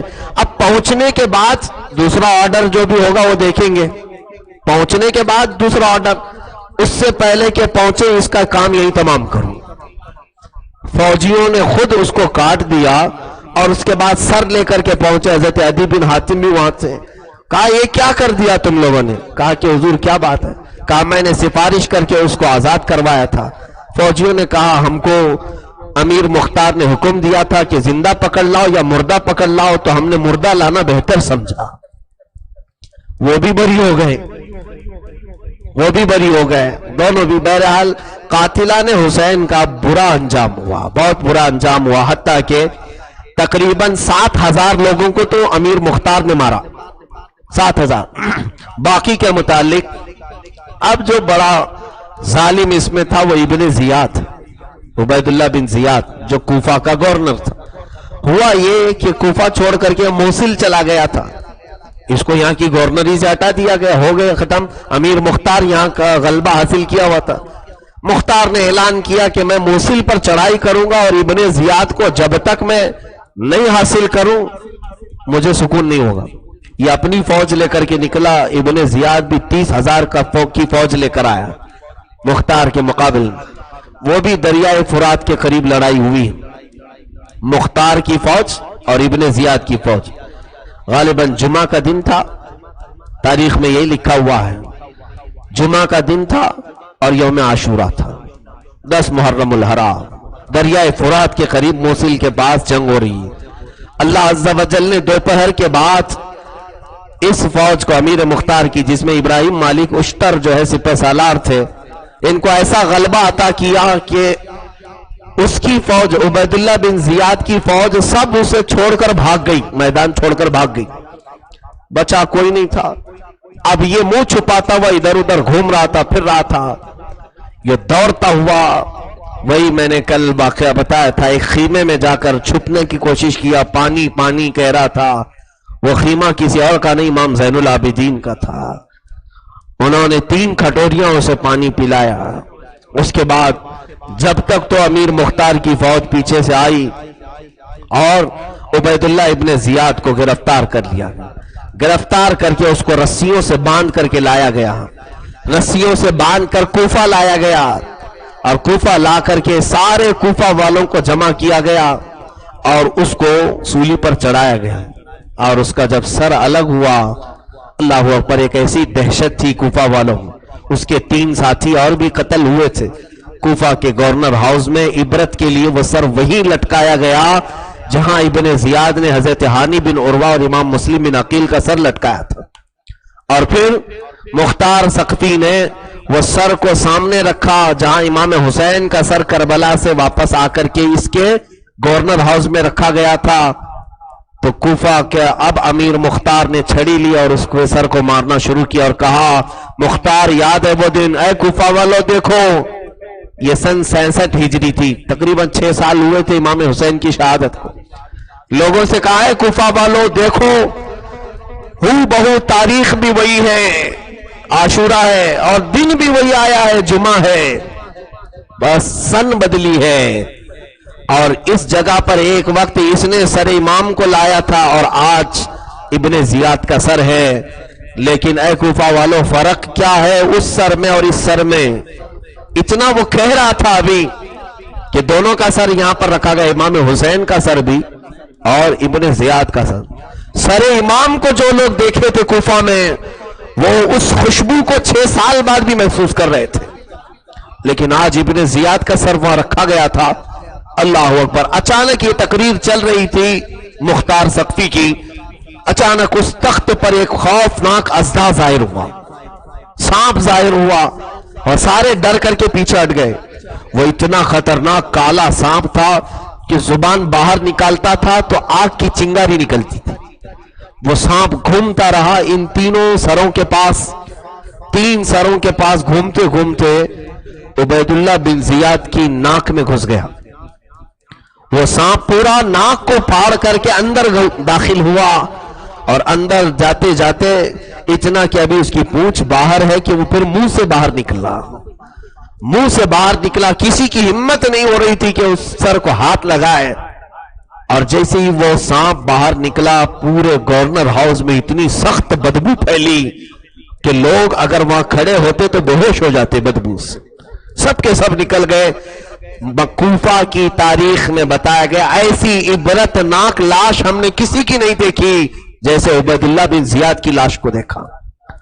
اور اس کے بعد شام کو یہ سانپ غائب ہوا تو مختار ثقفی نے وہ سر اٹھایا اور دفن کرنے کا حکم دیا۔ میرا یقین یہ کہتا ہے کہ 14 صدیاں بیت گئی ہوں گی، اگر آج بھی مٹی کھود کر دیکھا جائے تو وہ سانپ اب بھی مسلط ہوگا، کیونکہ قاتلان حسین کا انجام برا اچھا نہیں ہوا۔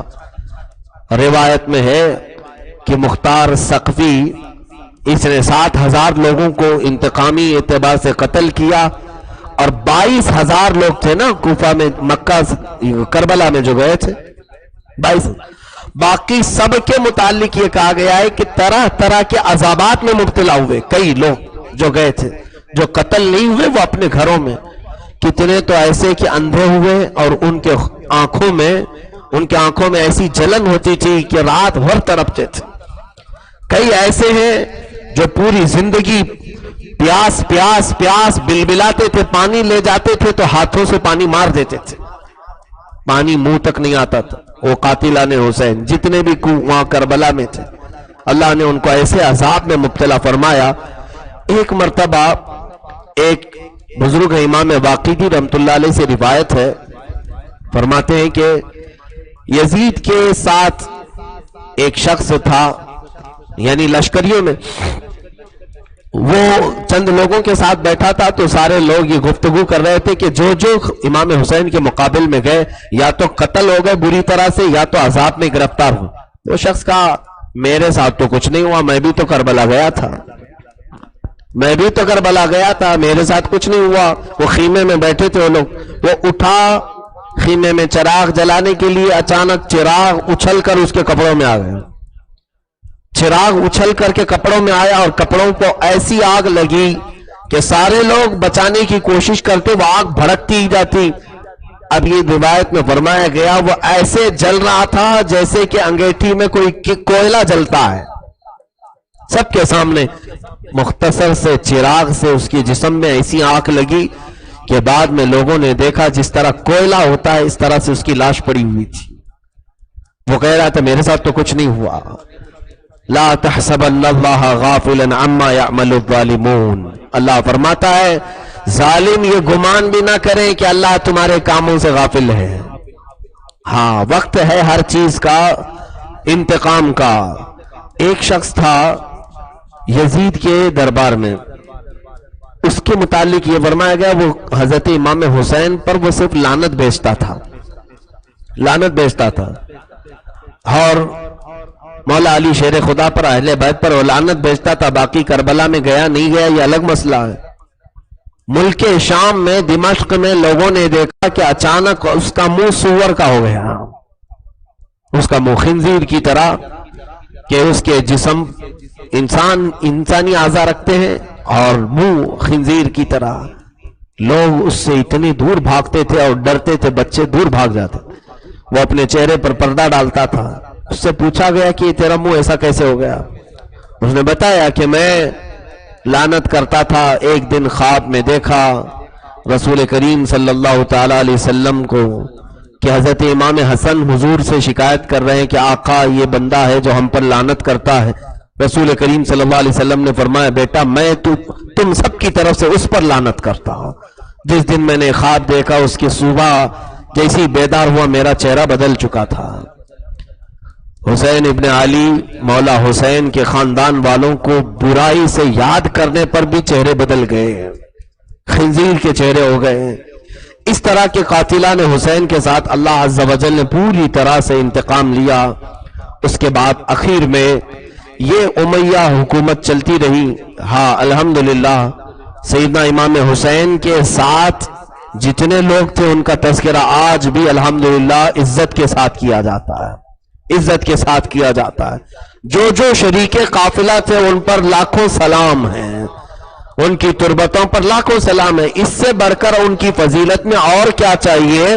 قرآن کہتا لا تقولوا فی سبیل اللہ امواتا ولا تقولوا لمن یقتل فی سبیل اللہ امواتا. اے لوگو اللہ کی راہ میں مارے گئے ہوں انہیں مردہ بھی مت کہنا. قرآن ان کے زندہ ہونے کی بشارت دے رہا ہے. اس سے بڑی فضیلت اور کیا چاہیے؟ ان کے زندہ ہونے کی بشارت ہے. اسی لیے تو کہا ہے شاعر نے کہ جینا ہو تو ایسے جیو دنیا میں کہ موت اس کی جس کا کرے زمانہ افسوس. یوں تو یہاں سبھی آئے مرنے کے لیے، ہماری موتوں کو کون یاد رکھے گا؟ ہاں ان کا جینا بھی یاد کیا جاتا ہے، ان کا مرنا بھی یاد کیا جاتا ہے.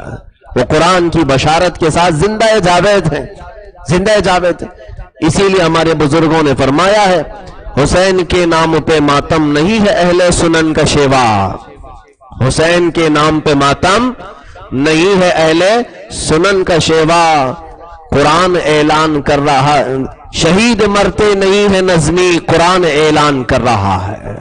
جب شہید ہیں وہ اور مرتے نہیں ہیں تو زندہ لوگوں کا ماتم کیوں کیا جائے، زندوں کا غم کیوں منایا جائے؟ ہاں البتہ ان کے ساتھ ہونے والے معاملات کا ہمیں غم ضرور ہے، لیکن ہم ان میں سے کسی کو مردہ نہیں تصور کرتے. قرآن کہہ رہا ہے ان کو زندہ تصور کرو. یہ اور بات ہے کہ ان کی زندگی کا شعور تمہیں نہیں.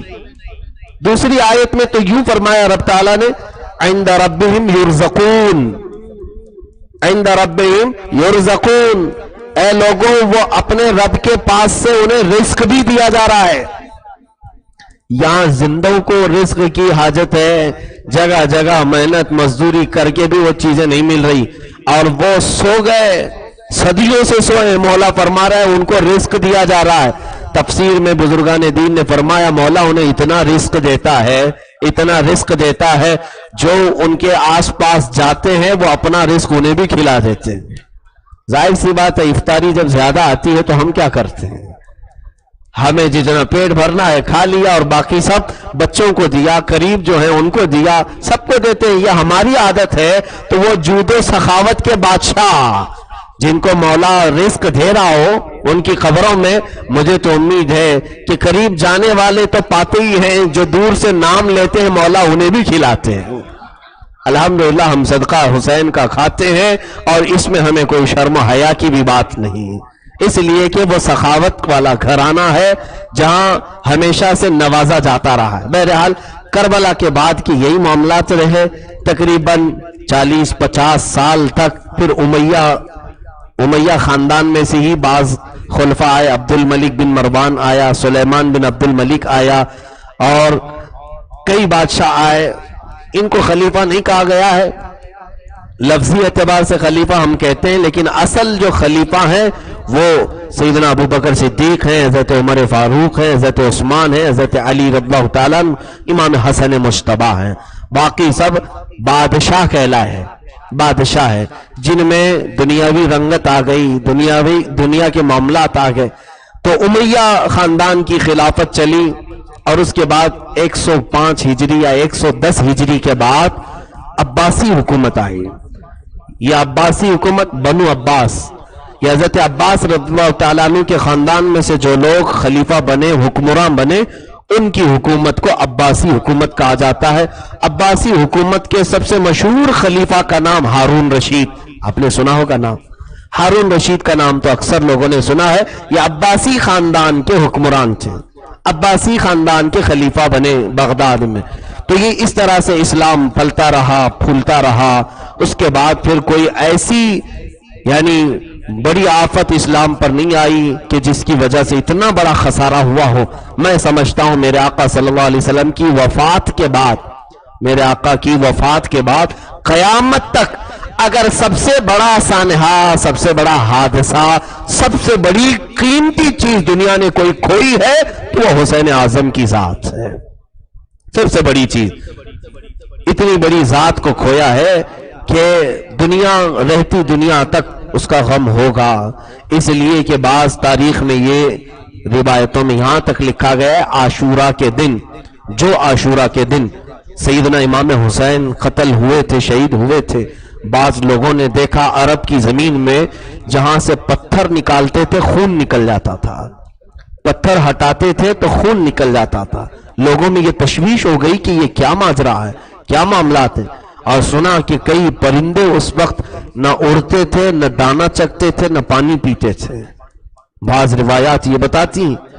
تو اس وقت بزرگوں نے فرمایا کہ حسین کی وفات کا غم میرے عزیزوں صرف امت مصطفیٰ ہی نہیں کر رہی ہے، رسول کریم صلی اللہ تعالی علیہ وسلم کی امت کے مسلمان افراد ہی نہیں، بلکہ کائنات کا ہر ذرہ غم حسین میں مبتلا تھا.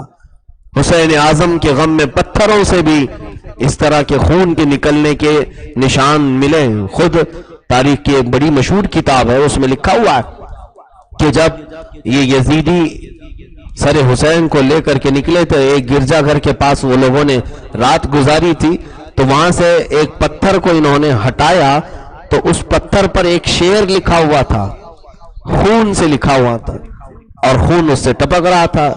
ان لوگوں نے حیرت کی. وہ شعر بھی میں آپ کو پڑھ کر کے سناتا ہوں جس میں یہ لکھا ہوا تھا کہ سر امام مبارک کو لے کر کے یہ جو جا رہے ہیں، اترجو من قتل حسینا، یعنی یہ لکھا ہوا تھا اترجو امت قتلت حسینا، اترجو امت قتلت حسینا شفاعت جدہ یوم الحسابی. جس کا مطلب ہوتا ہے کہ یعنی وہ لوگ جنہوں نے حسین کو قتل کیا ہے، کیا وہ اب بھی امید رکھتے ہیں ان کے نانا سے قیامت کے دن شفاعت کی؟ یہ شعر لکھا ہوا تھا پتھر کے اوپر.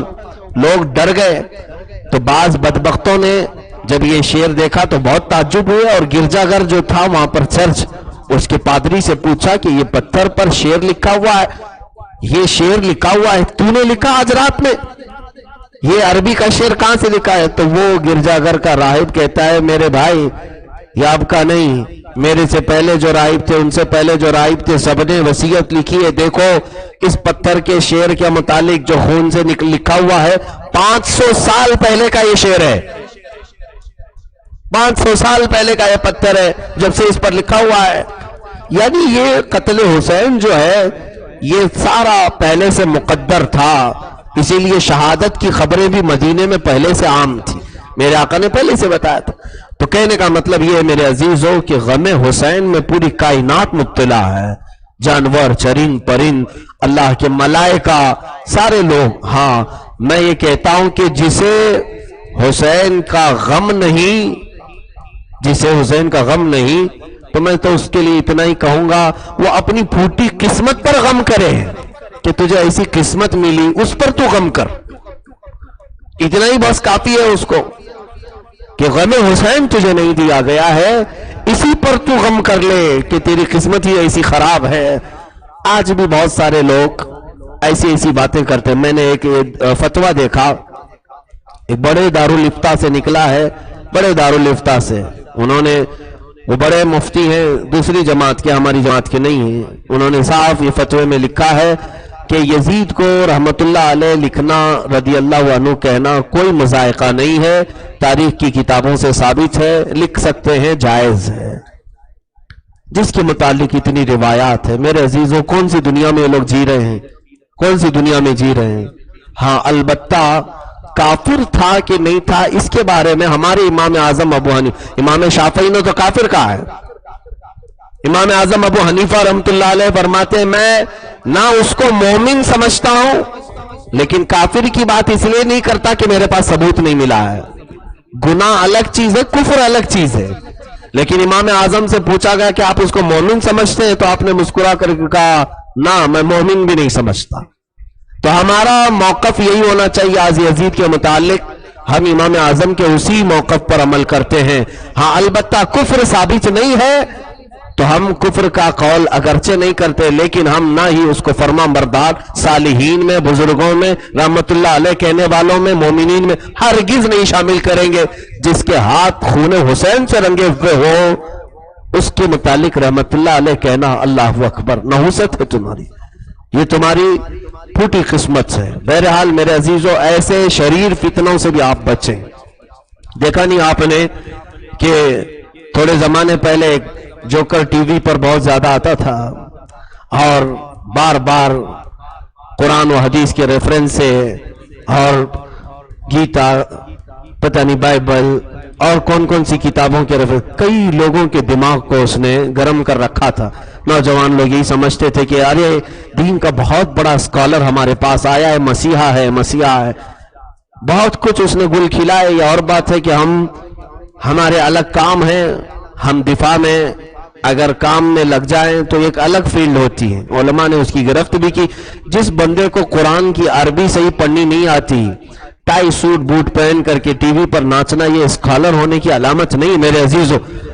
مجھے یاد ہے آج سے 10 سال پہلے کی بات ہے کہ ایک بندہ بڑا فین تھا، وہ خود ہی آ کر کے ہم سے کہنے لگا کہ حضرت آپ حضور کی سنتیں بہت ساری بتاتے ہیں لیکن میں بھی ڈاکٹر جوکر نائک کا بہت بڑا فین ہوں، میں نے بھی بہت اسلام کی چیزیں سنی ہیں لیکن فرق یہ ہے کہ وہ حضور کی سنتیں بتاتے ہیں لیکن خود انگریزوں کا لباس پہنتے ہیں.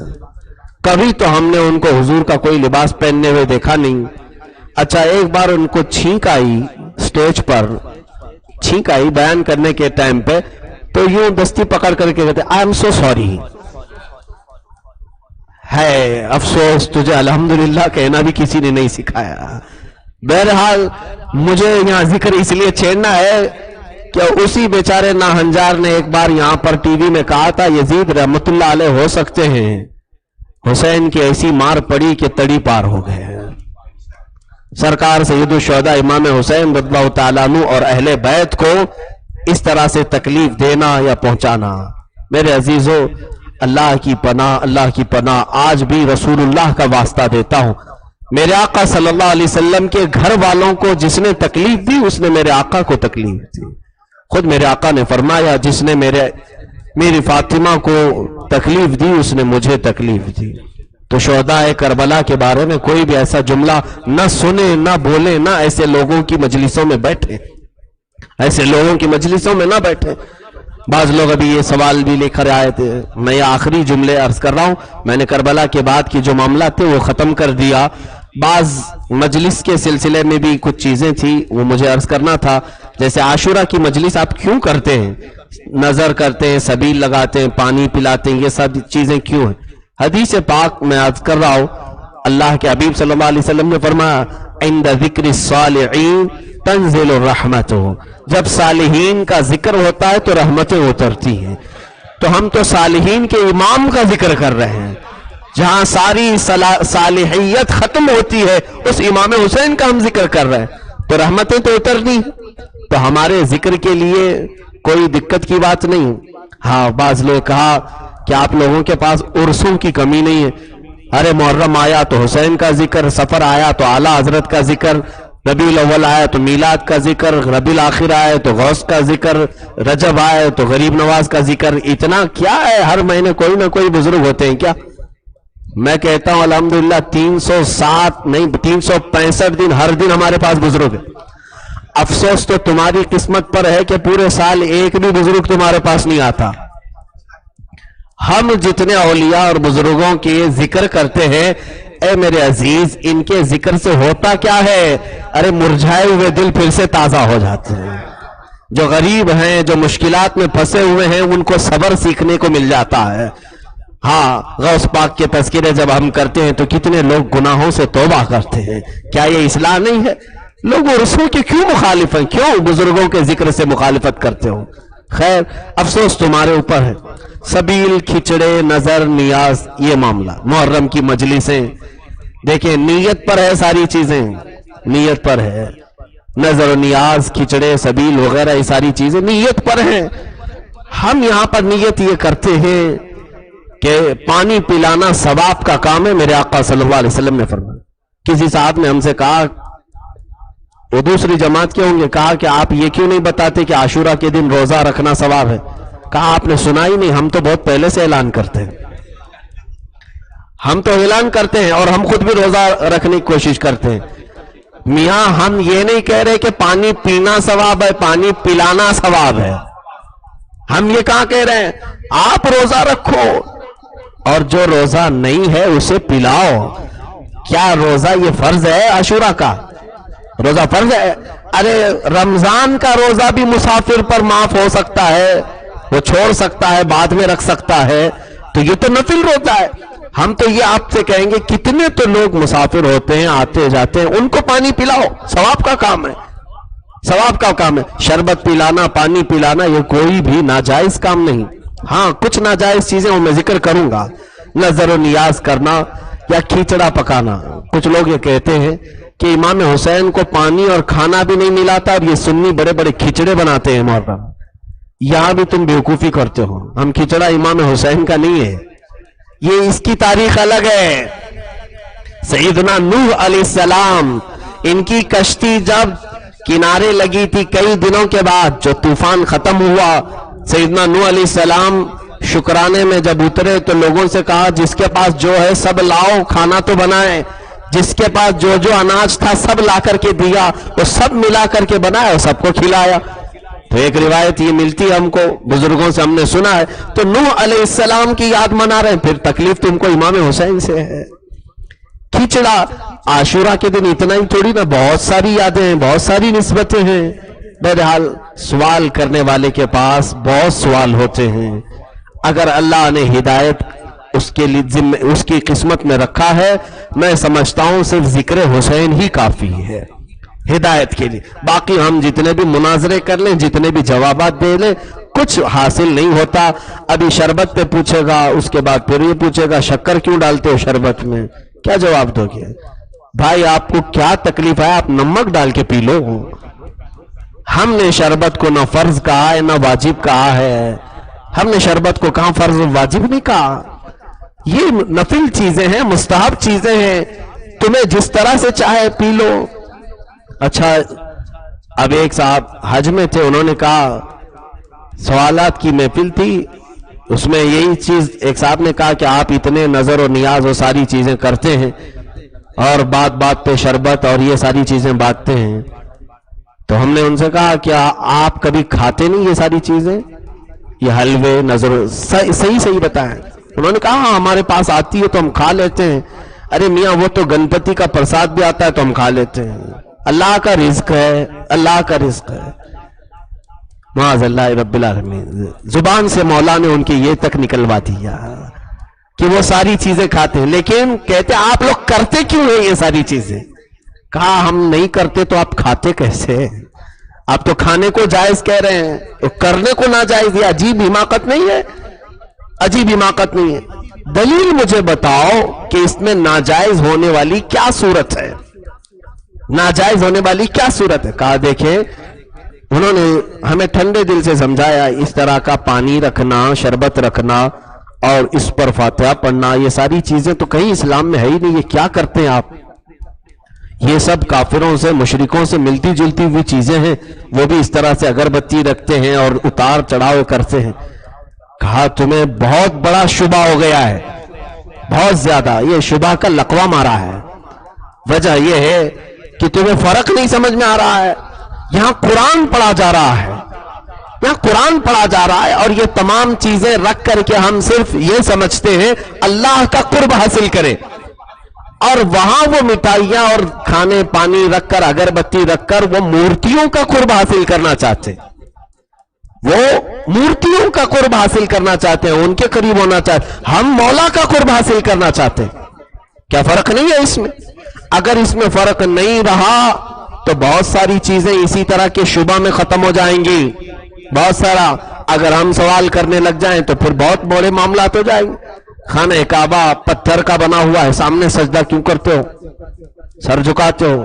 وہاں یہی جواب دیں گے ہم کعبے کو سجدہ نہیں کرتے, اللہ کو سجدہ کرتے. کعبہ تو صرف سامنے ہوتا ہے. ہم یہی کہتے ہیں مٹھائی صرف سامنے ہوتی ہے, فاتحہ اللہ ہی کے لیے ہوتی ہے, وہ تو صرف سامنے ہوتی ہے. مٹھائی وغیرہ سب سامنے, رزق رکھا جاتا ہے. یہ سارا جو عمل ہوتا ہے یہ اللہ کے لیے ہوتا ہے. میرے عزیزوں, بہکانے کے لیے بہت ساری باتیں یہ کرتے ہیں, سبیل, نظر, نیاز, یہ تمام چیزیں. اچھا اگر مثال کے طور پر سمجھ لو نہیں کھانا چاہیے, یہ ساری چیزیں نہیں کرنا چاہیے. کوئی اگر جا کر کے ممبئی کی ڈیم پر ہی فاتحہ پڑھ کر کے آ جائے جہاں سے پانی آتا ہے پورا, کیا کرو گے؟ کیا کرو گے؟ نہ پانی ناجائز ہو جائے گا, حرام ہو جائے گا. چلو ہم فاتحہ نہیں پڑھے, کسی نے اگر دوسرے مذہب والے نے کہا کہ ہم اتار دیتے ہیں اپنے بتوں سے, تو کیا وہ پانی ہمارے لیے ناجائز ہو جائے گا؟ یہ تمام چیزیں لوگوں کو ورغلانے کے لیے, کم پڑھے لکھے ہوئے لوگوں کو جذبات میں لے آتے ہیں کہ دیکھو یہ تمام چیزیں یہ سنی جو کر رہے ہیں یہ سب مشرکوں کی چیزیں, ہندوؤں کی چیزیں ہیں جو تمہارے اندر آئی. ان سب سے دور ہو جاؤ, توبہ کرو, ہدایت مل جائے گی. الحمدللہ جس محفل میں, جن مجلسوں میں اللہ کے رسول کا ذکر, صدیق اکبر کا ذکر, عمر فاروق کا ذکر, عثمان و علی کا ذکر, مولا حسین کا ذکر, جنتی خواتین کا ذکر, کبھی غوث پاک کا ذکر, کبھی غریب نواز کا ذکر, مجدد اعظم کا ذکر, اتنی بڑی شخصیات کا ذکر جہاں ہوتا ہے, الحمدللہ ہم تو اسی بات پر فخر کرتے ہیں مولا نے پہلے سے ہمیں ہدایت دے دی ہے, ہدایت پر رکھا ہے. اسی لیے اعلیٰ حضرت نے ترجمے میں ابھی یہی لکھا اور یہ کہا کہ اے اللہ, یہ سورہ فاتحہ میں کہا ہے اہدنا الصراط المستقیم. یہاں فرق میں آخری بات بتا کر کے ختم کر, اہدنا الصراط المستقیم. اہدنا الصراط المستقیم کا ترجمہ دیکھو کیا ہے. دوسری جماعت کے مولانا ہیں, انہوں نے لکھا ہے کہ اے اللہ ہمیں سیدھا راستہ دکھا, اے اللہ ہمیں سیدھا راستہ دکھا, اے اللہ ہمیں سیدھا راستہ دکھا. ہدایت مانگ رہے ہیں. اعلیٰ حضرت نے اس کا ترجمہ لکھا ہے اے اللہ ہمیں سیدھا راستہ چلا, کیونکہ دکھایا تو ہے تو نے, پہلے سے دکھایا ہے رب تعالیٰ نے. یہی سیدھا راستہ ہے جس پر ہم چل رہے ہیں. یہ راستہ دکھایا ہے کہ نہیں رب تعالیٰ نے؟ اس کو ارات الطریق نہیں کہتے, یعنی راستہ دکھانا نہیں. مثال کے طور پر یہاں پر اگر یہ کہہ دیں کہ سیدھا راستہ دکھا, تو اس کا مطلب جو لوگ کہہ رہے ہیں اے اللہ سیدھا راستہ دکھا, اس کا مطلب ہے کہ ابھی تک وہ دیکھے ہی نہیں ہے. تو دعا کرتے رہو, جب دکھ جائے تو اعلیٰ حضرت کا ترجمہ کرنا ہے اللہ اب دکھ گیا ہے, اب سیدھا راستہ چلا. الحمدللہ ہم تو یہ کہتے ہیں اے اللہ سیدھا راستہ چلا۔ اللہ تعالی ہم سب کو سیدھے راستے پر چلائے، مولا حسین کی محبت میں جینے اور مرنے کی توفیق عطا فرمائے، ہم سب کو اہل سنت و جماعت پر قائم و دائم رکھے، اسی پر خاتمہ بالخیر عطا فرمائے۔ وآخر دعوانا الحمدللہ رب العالمین۔